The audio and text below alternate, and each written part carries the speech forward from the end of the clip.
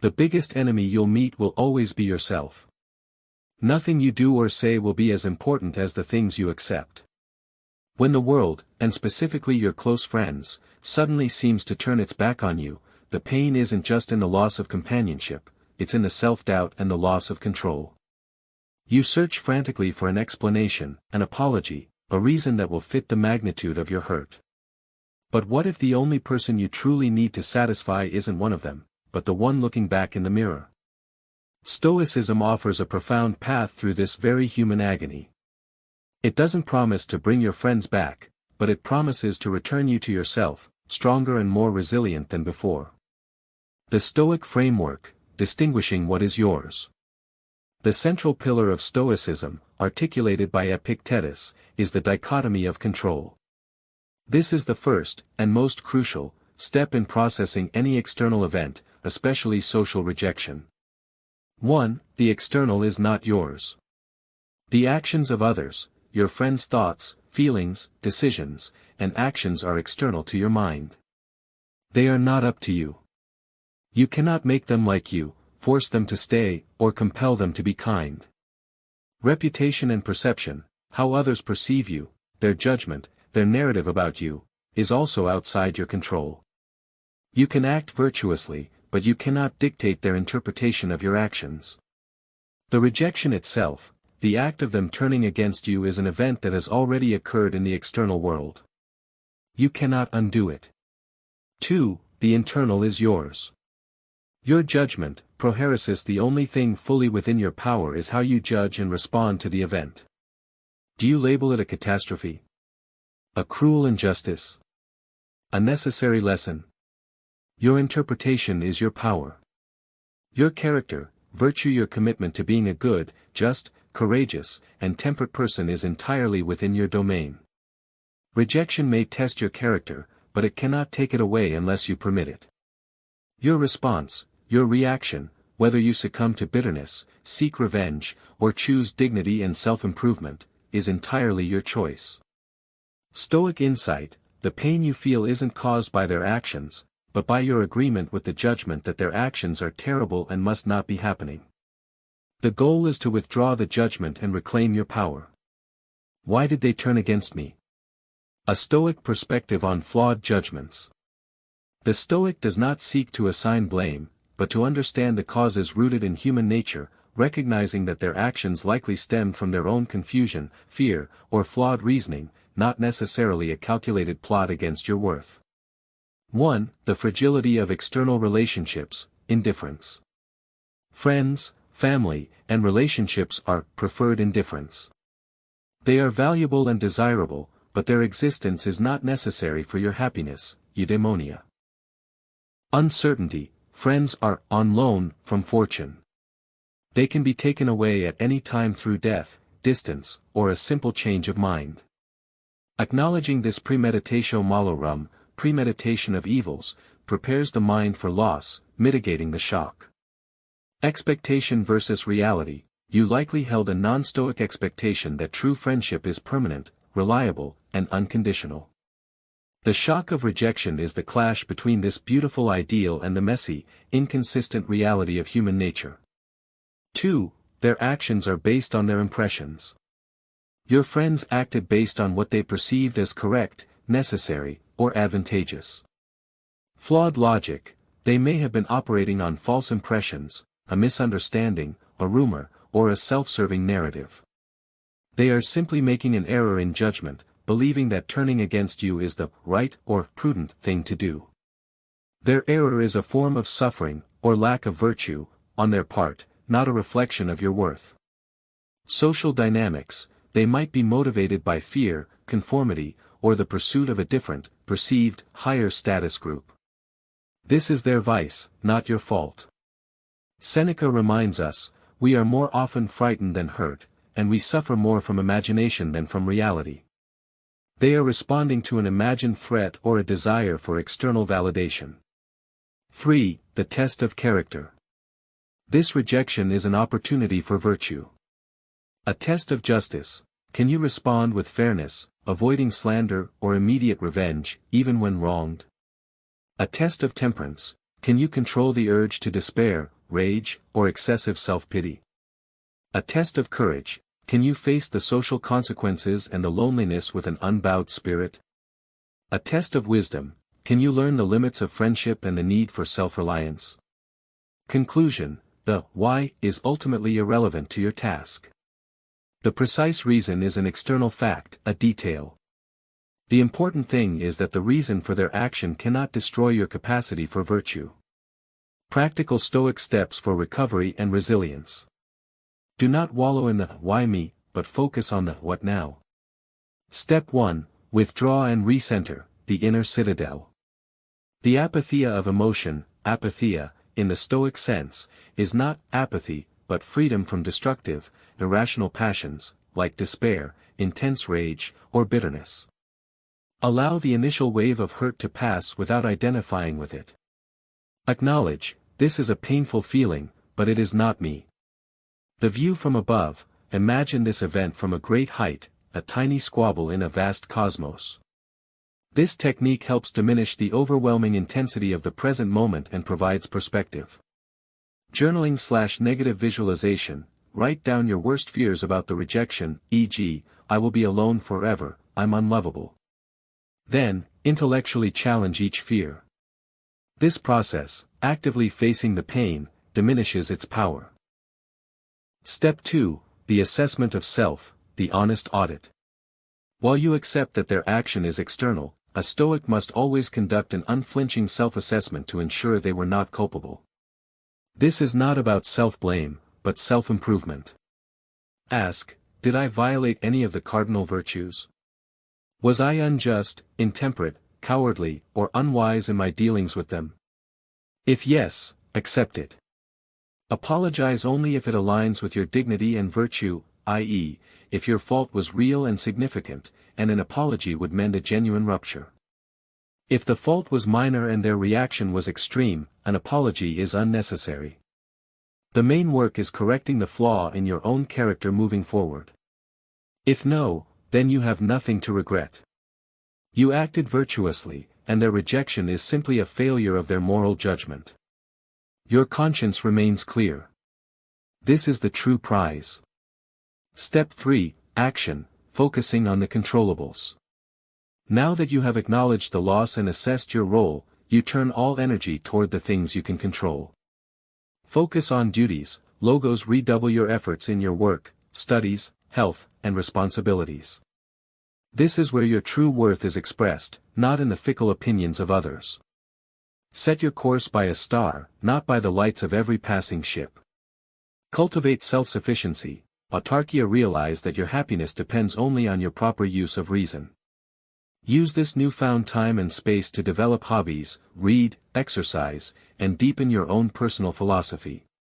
The less you need others' approval, the more attractive you become to genuine people.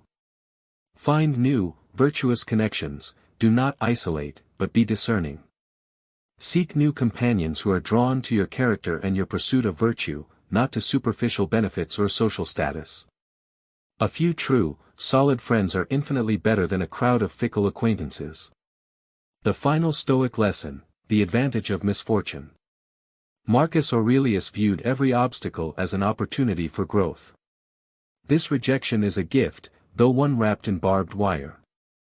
Clarity, it has clarified who the superficial acquaintances are and forced you to define your core values without their input. Strengthening, it is a mental exercise that strengthens your patience and endurance. You have faced a painful social blow and survived. You now know you are stronger than you thought. Freedom, you are no longer bound by the need to conform to their expectations or by the obligation of maintaining a relationship that was ultimately non-virtuous. You are free to pursue your own highest good. The Stoic doesn't ask, why did this happen to me, but what can I make of this?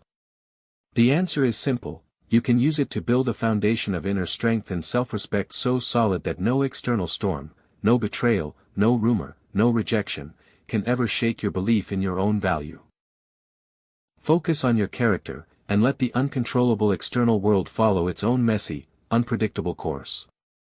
Your worth is intrinsic and unassailable. Keep your eyes on the prize, a life lived well, according to nature and reason. Embracing solitude, the laboratory of self-reliance. One of the hardest adjustments after sudden rejection is the shock of solitude. Previously filled hours are now empty, and the silence echoes with the painful question, where did everyone go? The Stoic doesn't fear this emptiness, they see it as a fertile ground for growth, the laboratory of self-reliance. 1. The necessity of inner dialogue, reading and reflection. When your external conversations cease, your internal dialogue must become richer. Consult the sages. This is the perfect time to engage in conversations with the great minds who have already navigated human suffering. Read Marcus Aurelius's Meditations, Epictetus's Discourses, and Seneca's Letters. They are not dead, they are your new, reliable, and wisest friends. Seneca noted, we should hunt out the men who have been of most service to us, and those who have lived up to their tenets, by their help we shall be lifted up. The daily examination, practice the Stoic habit of the evening review.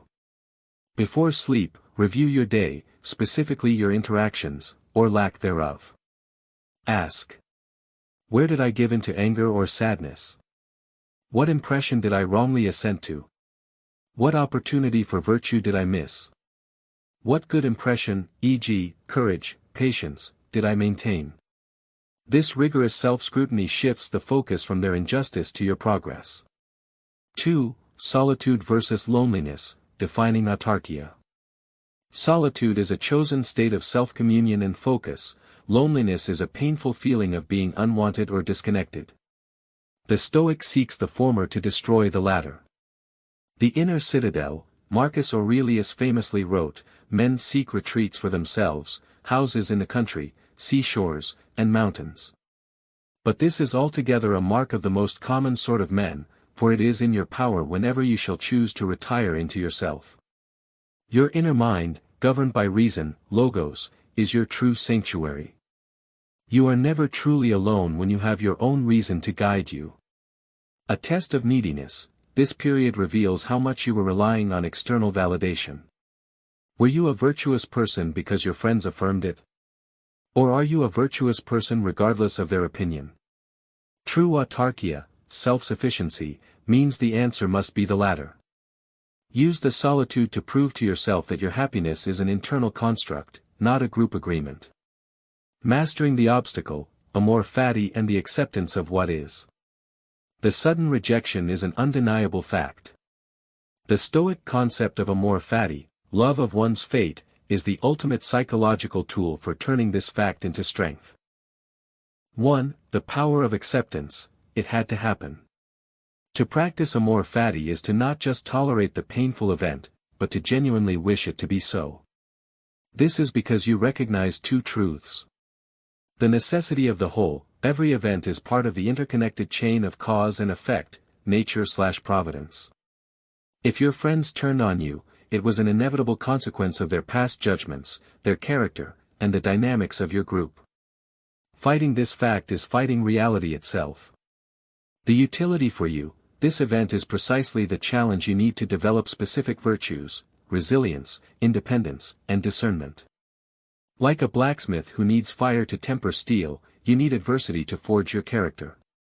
You embrace the rejection because it is the necessary material for your own philosophical progress. 2. Dealing with rumors and slander, the unassailable inner life. In social rejection, the turning point is often accompanied by a false narrative or spreading of rumors. This is where your commitment to the dichotomy of control is most fiercely tested. Their words are air, what they say about you is external to you. It is merely sound waves, ink on a screen, or flawed impressions in their minds. If someone is able to show me that I am making a mistake or thinking improperly, I will gladly change. For I seek the truth, by which no one has ever truly been harmed. It is the person who continues in his self-deception and ignorance who is harmed.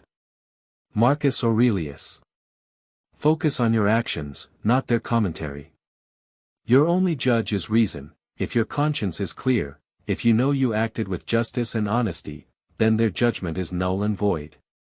The Stoic lives by the principle that true goodness requires no witness and is immune to slander.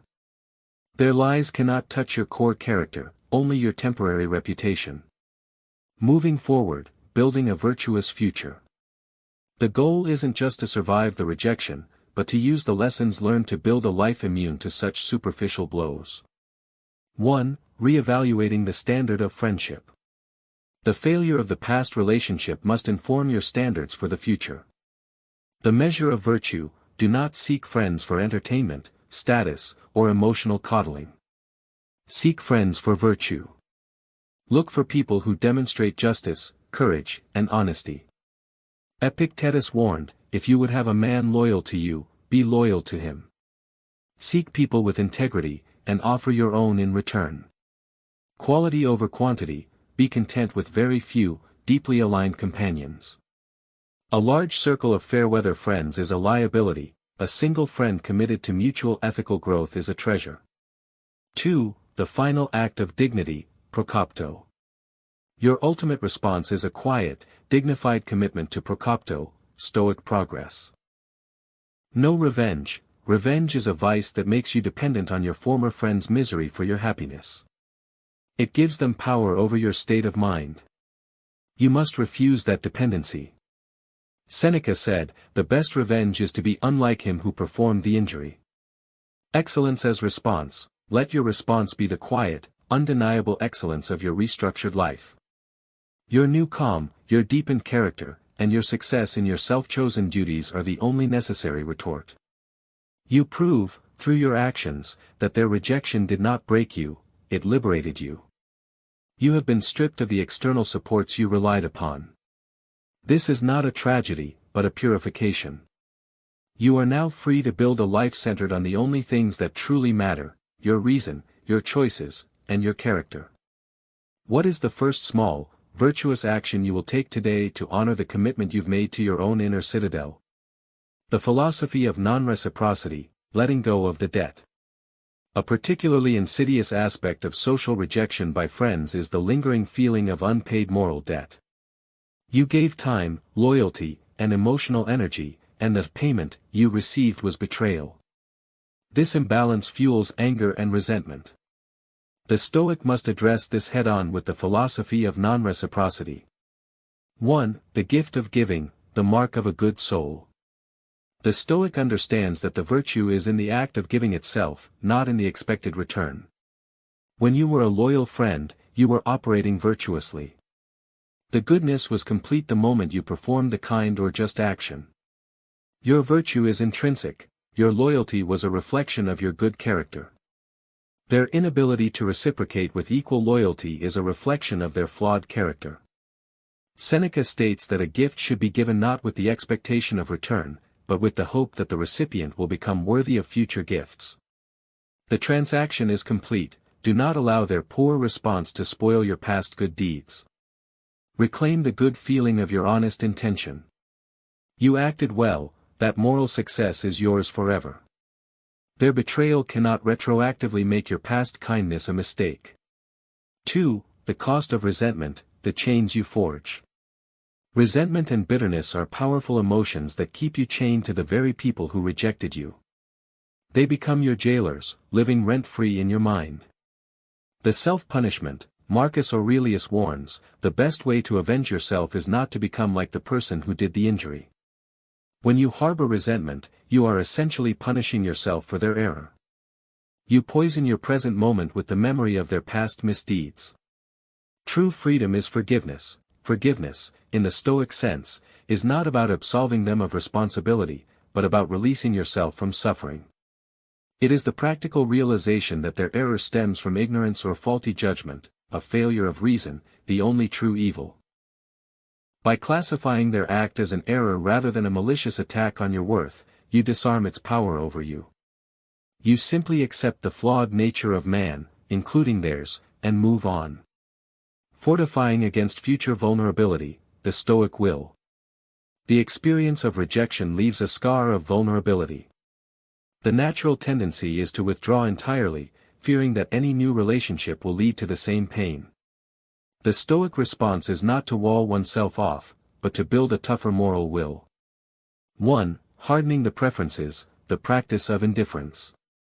You prefer companionship to solitude, but you must now practice making that preference less rigid. Voluntary hardship. Ascesis intentionally practice being okay without the things you prefer. Spend time alone, dine simply, and find pleasure in tasks that require no social input. This exercise in self-denial helps you realize that external goods, like friendship, are luxuries, not necessities. If you lose them, your core happiness remains untouched. The principle of contentment. Cultivate contentment with what is immediately available, your ability to reason, your bodily health, and the present moment. This inner sufficiency acts as an armor, making you less desperately needy for any external person's approval or company. 2. The power of preemption, premeditatio malorum. Use the pain of this rejection to make future pain less shocking. Anticipate loss. Whenever you form a new friendship, mentally acknowledge its potential end. Treat every relationship as a loan that may be called in at any time. This doesn't make you cold, it makes you present and grateful for the time you have, while eliminating the potential for shattering surprise when the relationship inevitably changes or ceases. Define the non-negotiables. You now know the pain of having friends violate your ethical boundaries. Resolve that your next set of companions will be chosen with an unyielding commitment to virtue first. Never again compromise your principles for the sake of companionship. If a person's character seems shaky, exercise the courage to maintain your distance, no matter how charming they may seem. Your peace is paramount. Conclusion. The gain of the loss. You asked, why did my friends suddenly turn against me? The Stoic conclusion is that the precise answer is irrelevant, a trivial detail in the grand scheme of your life's progress. What matters is this: the loss of those friendships was the necessary condition for the discovery of your own self-sufficiency. You have been forcibly stripped down to your core, and in that moment, you found your true inner citadel, unshakable and eternally under your command. The work is complete when you can genuinely look upon their departure and say, not with bitterness, but with a quiet acceptance, my virtue is my master, and my peace is my reward. Their turning away was their fate, my resilience is mine.